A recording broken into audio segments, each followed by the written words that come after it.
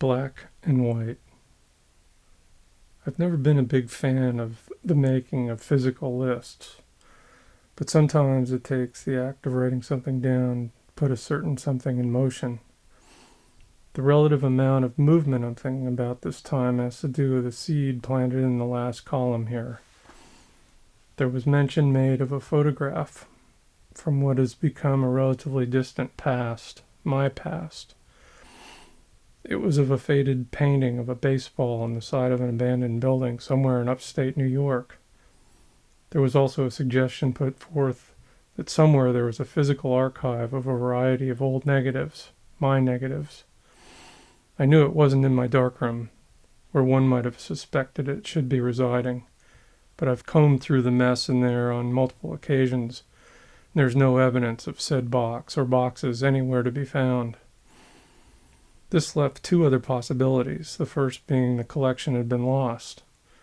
I was fairly certain that this was not the case, as I recall having seen it in some form or another since the house was remodeled. This left the other option, which has been looming overhead whenever the thought of whereabouts has come and gone. It is represented by a framed, unfinished wooden rectangle in the ceiling at the top of the stairs. It is a portal of sorts, but one that remains relatively inaccessible.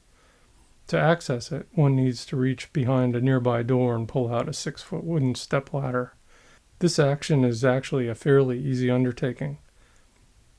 What isn't so easy or pleasant is getting beyond the image of popping the ceiling hatch and ascending into what has become an expansive rodent latrine. The other troubling image that has persisted in the land of unfounded and disturbing assumptions is that generations of nesting rats have found the combination of glassine and Kodak safety film a comfortable habitat for perpetuating their lane of the global rat race. It is perhaps this thought alone that has kept me from attempting the discovery and recovery of a piece of my artistic and historical past. One more loss to time in the metaphorical tide right now would be consistent with present trends, which is why I was opting for a more positive result. I grabbed the headlamp and reached behind the door for the ladder.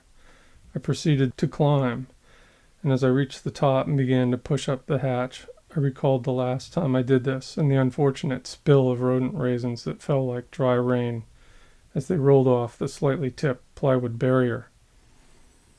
Keeping it level as I lifted, and then sliding one edge just past the top of the frame, I then tipped it away from me and avoided the micro-pelting by rodent leavings. This was good news, but nowhere nearly as heartening as the sight of a box just past the lip of the hatch with a Kodak logo on it, along with the words negatives written on the side. And it was underneath some wider photo paper boxes, which had mostly prevented rodent intrusion of either physical or fecal manifestation. This was good news, way better news than I was expecting or had been accustomed to receiving as of late.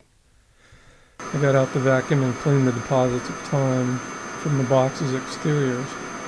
As I flipped back the flaps, I proceeded to pull out the packets of history.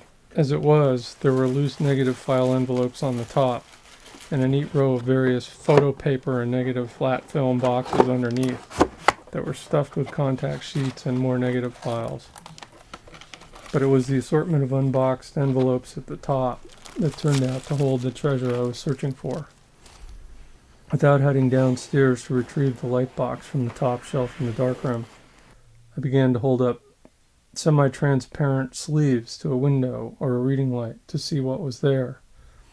Partway through the celluloid memory walk, I saw what I was looking for. It was a single row of shots that contained the baseball building from various perspectives and distances. As it turned out, my recollection of the picture hadn't been totally correct. I had recalled a thin, random stand of deciduous saplings out in front. There was no such obstruction, but trees did stand sentinel on either side. To get a better look, I slipped the strip into a spiffy new negative scanner, which had been sitting dormant in its box since early summer, and pressed go. This was a step or steps into whole new worlds, one being a reacquaintance with a partially remembered past. The other a leap into a mostly dry darkroom, where the wonders of the silver image can be revealed to the light of day while being in the light of day, and without getting one's fingers wet. It will be exciting to see where this might go.